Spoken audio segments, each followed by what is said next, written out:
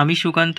আজ আমি তোমাদের রায়মার্টিন প্রশ্নবিচিত্রা থেকে পঞ্চম শ্রেণীর পরিবেশের 18 নম্বর মডেল সেটটি সলভ করে দেখাবো। তো চলো দেখা যাক। 1 নম্বর, মালভূমি অঞ্চলের মাটির রং হচ্ছে লাল। 2 গঙ্গা পশ্চিমবঙ্গে প্রবেশ করেছে। গ নম্বর, মুর্শিদাবাদে। 3 বঙ্গভঙ্গ আন্দোলন হয় 1905 সালে। 4 দার্জিলিং ও জলপাইগুড়ির দক্ষিণ অংশ ডুয়ার্স অঞ্চল নামে পরিচিত। 5 বক্রেশ্বর তাপবিদ্যুৎ কেন্দ্র কোন জেলায় অবস্থিত? এটা খ নাম্বার, বীরভূম জেলায় অবস্থিত। 6 টেরাকোটার কাজ হয় বিষ্ণুপুরে। 2 গান্ধী বুড়ি নামে পরিচিত মাতঙ্গিনী হাজরা। 2 ভারতের প্রথম শিক্ষামন্ত্রী ছিলেন মৌলানা আবুল কালাম আজাদ। 3 26শে জানুয়ারি তারিখে সাধারণতন্ত্র দিবস পালিত হয়। 4 ভারতীয় সংবিধানের রচয়িতা হলেন বি.আর. আম্বেদকর। 5 কুলিক পাখিরালয় রায়গঞ্জে অবস্থিত। 6 তাম্রলিপ্তের বর্তমান নাম তমলুক। 3 নম্বর, বাম দিকের সঙ্গে ডান দিক মিলিয়ে লেখো। দেখো 1 লৌহ ইস্পাত শিল্প, উঙ্গ হবে দুর্গাপুর।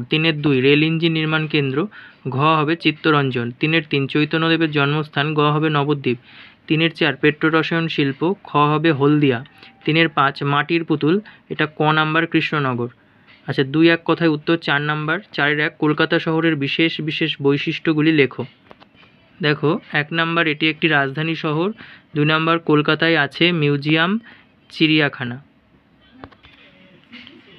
2 দেখো, অনিত্যবহ নদী কাকে বলে? সুন্দরবন অঞ্চলের নাম সুন্দরবন কেন?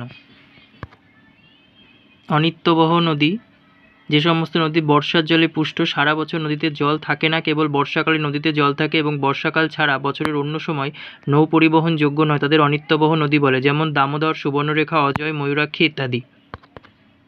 সুন্দরবন অঞ্চলের নাম সুন্দরবন হলো কেন? গাঙ্গেয় সমভূমির দক্ষিণ অংশে দক্ষিণ 24 পরগনা জেলার 15টি থানা নিয়ে যে বদ্বীপ কেন্দ্রিক গভীর বনাঞ্চল গড়ে উঠেছে তাকেই সুন্দরবন অঞ্চল বলে। মূলত এখানে লবণাম্বু সুন্দরী গাছের প্রাধান্য থেকেই এই অঞ্চলের নাম সুন্দরবন করা হয়েছে। 3 উত্তরবঙ্গের জেলাগুলির নাম লেখো।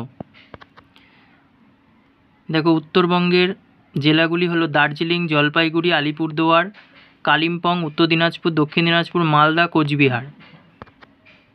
4 নম্বর, ডক্টর বি.আর. আম্বেদকর কত খ্রিস্টাব্দে জন্মগ্রহণ করেন? 1891 সালে 14 এপ্রিল এবং দেহত্যাগ করেন 1956 সালে 6 ডিসেম্বর।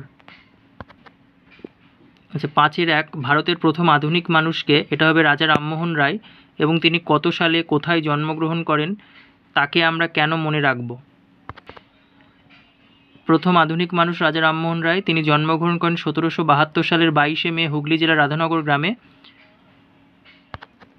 আচ্ছা, রামমোহন রায়কে কেন মনে রাখবো? দেখো 19 শতকের সমাজ সংস্কার আন্দোলনের একজন উল্লেখযোগ্য ব্যক্তি ছিলেন রাজা রামমোহন রায়। তিনি নবভারত গঠনের আদর্শে বিশ্বাসী ছিলেন। 1829 সালে রামমোহনের প্রচেষ্টা উইলিয়াম বেন্টিং সতীদাহ প্রথা নিষিদ্ধ বলে ঘোষণা করেন।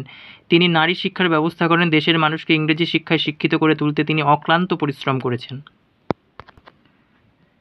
2 উত্তরবঙ্গের বনভূমির বৈশিষ্ট্য লেখো। এখানে কী কী গাছপালা ও জীবজন্তু দেখা যায়? দেখো উত্তরবঙ্গের বনভূমির বৈশিষ্ট্য হলো 1 নম্বর, গাছগুলো চিরসবুজ। 2 নম্বর, বনভূমির গাছগুলো শঙ্কু আকৃতির হয়। আচ্ছা, আর দেখো গাছপালা দেখা যায় কী কী এখানে উত্তরের পার্বত্য অঞ্চলে বা বনভূমির উত্তরের বনভূমি অঞ্চলে?